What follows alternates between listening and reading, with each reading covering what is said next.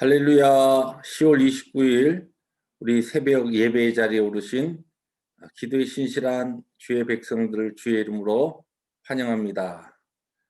우리 함께 오늘은 시편 66편 말씀 우리 함께 낭송하시면서 새벽 예배 시작합니다. 온 땅이 하나님께 즐거운 소리를 낼지어다. 그의 이름의 영광을 찬양하고 영화롭게 찬송할지어다. 하나님께 아뢰기를 주의 일이 어찌 그리 어미하신지요. 주의 큰 권능으로 말미암아 주의 원수가 주께 복종할 것이며 온 땅이 주께 경배하고 주를 노래하며 주의 이름을 노래하리이다 할지어다. 하나님을 찬송하리로다. 그가 내 기도를 물리치지 아니하시고 그의 인자하심을 나에게서 거두지도 아니하셨도다. 아멘. 주님의 은혜를 감사합니다. 오늘도 부족하고 약한 저희들에게 복된 하루를 말씀과 기도로 열 수 있는 이 은혜를 허락하시니 참으로 감사합니다. 우리의 기도를 물리치지 아니하시고 주의 인자하심을 우리에게서 거두지 아니하실 줄로 믿습니다.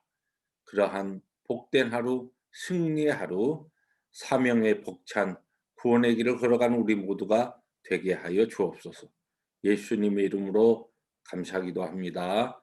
아멘. 하나님의 말씀 예레미야서 이제 마지막 장 52장 들어왔습니다. 예레미야서 52장 1절부터 11절 말씀 우리 함께 교독하십니다. 시드기야가 왕위에 오를 때 나이가 21세라 예루살렘에서 11년 동안 다스리니라. 그의 어머니의 이름은 하무달이라 림나인 예레미야의 딸이더라. 그가 여호와김의 모든 행위를 본받아 여호와 보시기에 악을 행한지라. 여호와께서 예루살렘과 유다에서 진노하심이 그들을 자기 앞에서 쫓아내시기까지 이르렀더라. 시드기야가 바벨론 왕을 배반하니라. 시드기야 제9년 열째 달 열째 날에 바벨론 왕 느부갓네살이 그의 모든 군대를 거느리고 예루살렘을 치러 올라와서 그 성에 대하여 진을 치고 주위에 토성을 쌓음에 그 성이 시드기야 왕 제11년까지 포위되었더라. 그의 넷째 달 9일에 성중의 기근이 심하여 그 땅 백성의 양식이 떨어졌더라. 그 성벽이 파괴됨에 모든 군사가 밤중에 그 성에서 나가 두 성벽 사이 왕의 동산 견문길로 도망하여 갈대아인들이 그 성읍을 에워쌌으므로 그들이 아라바 길로 가더니 갈대아 군대가 그 왕을 뒤쫓아가서 여리고 평지에서 시드기야를 따라 잡음에 왕의 모든 군대가 그를 떠나 흩어진지라. 그들이 왕을 사로잡아 그를 하마 땅 리블라에 있는 바벨론 왕에게로 끌고 가매 그가 시드기야를 신문하니라. 바벨론 왕이 시드기야의 아들들을 그의 눈 앞에서 죽이고 또 리블라에서 유다의 모든 고관을 죽이며 11절 함께 봅니다. 시드기야의 두 눈을 빼고 놋사슬로 그를 결박하여 바벨론 왕이 그를 바벨론으로 끌고 가서 그가 죽는 날까지 오게 가두었더라. 아멘. 네, 이제 오늘부터 3일 동안 예레미야서의 마지막 장인 52장을 우리들이 묵상하게 되는데 오늘 그 가운데 1절부터 11절 앞부분을 우리들이 함께 나누게 됩니다. 어제 우리들이 나눈 예레미야서 51장 마지막 절인 64절에 보면 그 맨 마지막 부분이 어떻게 정리되냐면 예레미야의 말이 이에 끝나니라 그런 말씀으로 마지막 마침표가 찍어졌습니다. 그러면 예레미야의 말이 여호와께서 하나님께서 예레미야를 통하여 선포하신 그 모든 예언의 말씀이 이제 끝났으니까 예레미야서가 끝나야 하는데 그러지 아니하고 지금 52장이 부록처럼 첨부되어 있다는 것입니다. 왜 그런가? 우리가 요한복음도 20장에서 사실은 모든 그 중요한 내용이 끝나는 것 같은데 21장이 부록으로 붙었을 때 21장에도 아주 중요한 메시지가 거기에 첨부되어 있듯이 우리 여기 52장도 우리가 절대로 놓칠 수 없는 아주 중요한 하나님의 귀한 교훈이 여기에 있습니다. 그래서 오늘부터 앞으로 사흘 동안 이 세 가지 중요한 메시지를 우리들이 함께 찾아보려고 합니다. 오늘 말씀은 우리가 잘 아는 시드기야 왕, 남왕조 유다의 마지막 왕이었던 시드기야 왕의 비참한 종말을 기록한 내용입니다.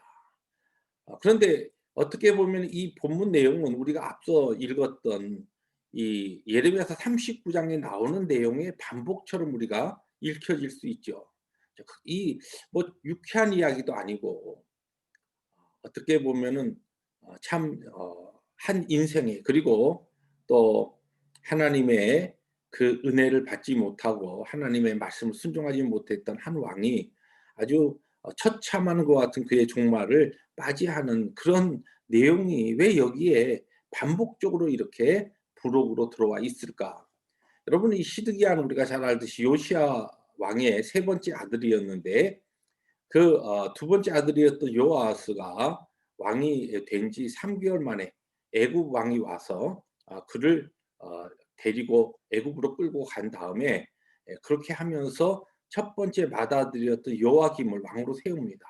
이 요아김이 11년 동안 유다를 다스리게 되고, 그리고서 요아김이 죽고서 그의 아들인 요아긴이 이제 왕위에 올랐을 때 요아긴 아들인 이 왕 3 개월째 바벨론 왕이 와서 이 유다를 침공하여서 요아긴을 데리고 갑니다. 그리고서 그의 삼촌이었던 이 셋째 아들, 막내 아들 이 시드기야를 왕으로 세우죠.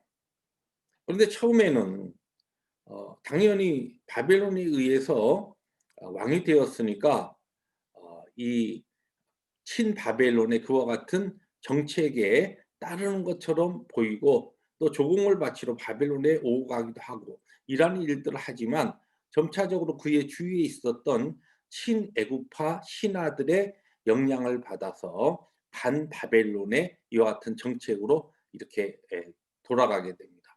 결국은 시드기야 왕 9년째 느부갓네살 왕이 그의 모든 군사를 데리고 와서 예루살렘을 포위하게 되고, 이 18 개월째 18 달이 지났을 때에 결국은 예루살렘이 함락되고 맙니다.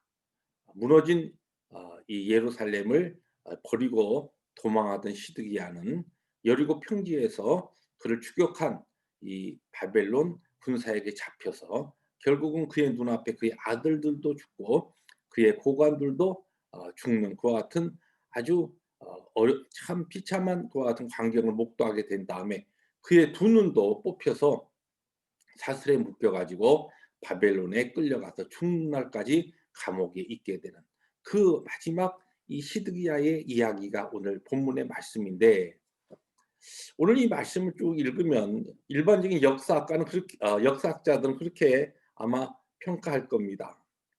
시드기야의 이 비참한 최후는 바벨론을 배반했기 때문이다. 그런데 오늘 성경은 오늘 시작하면서 52장 2절에 아주 분명히 이 시드기야의 비참한 종말의 이유가 무엇인가를 이렇게 이야기하죠. 여호와김처럼 행하여 여호와 보시기에 악을 행하였기 때문이라는 것입니다.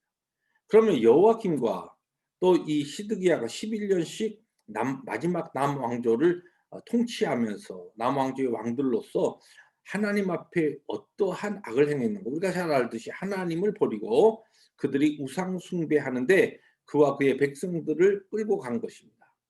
근데 조금 더 이야기하면 그들이 하나님을 버리고 우상 숭배를 고집하였던 그 밑바닥의 이유가 무엇이냐면, 하나님께서 부단히 여호와김에게도 그러고 이 시드기야에게도 그렇고 반복적으로 예레미야 선지자를 통하여 하나님의 말씀을 가르치시고 어떻게 그들이 행해야 될 것인가라고 하는 것을 말씀하셨지만, 하나님의 말씀을 가볍게 여기고 경솔히 여기고 하나님의 말씀을 저버리고 순종하지 않았다는 것입니다.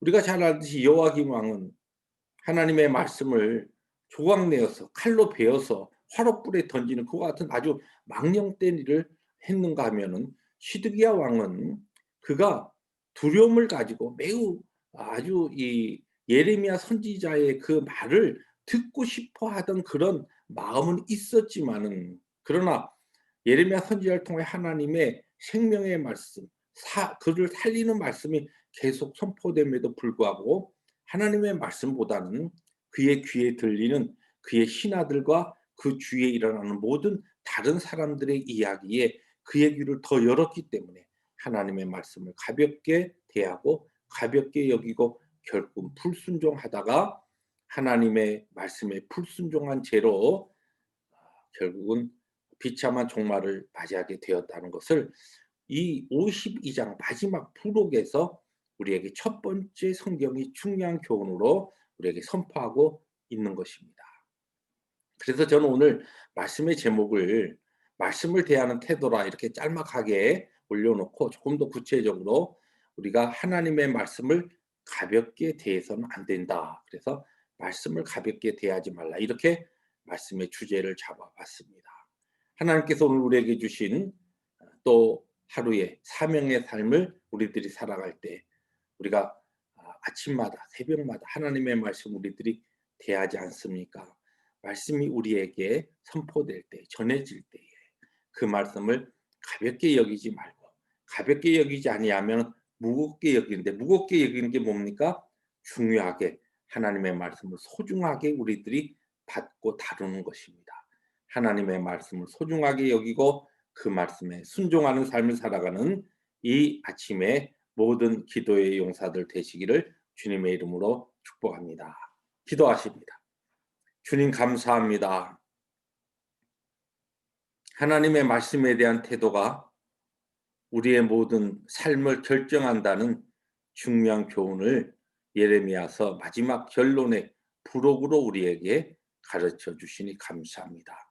우리가 그동안 수없이 많이 들었던 이 귀한 주제의 말씀을 다시 한번 우리의 마음판에 새기고 오늘도 우리에게 주어진 사명의 귀한 구원의 길을 힘있게 걸어가는 우리 모두가 되게 하여 주시옵소서. 예수님의 이름으로 감사하기도 합니다. 아멘. 오늘도 하나님의 말씀을 소중히 여기고 그 말씀에 순종하는 복된 하루 되시길 주님의 이름으로 축복합니다. 할렐루야.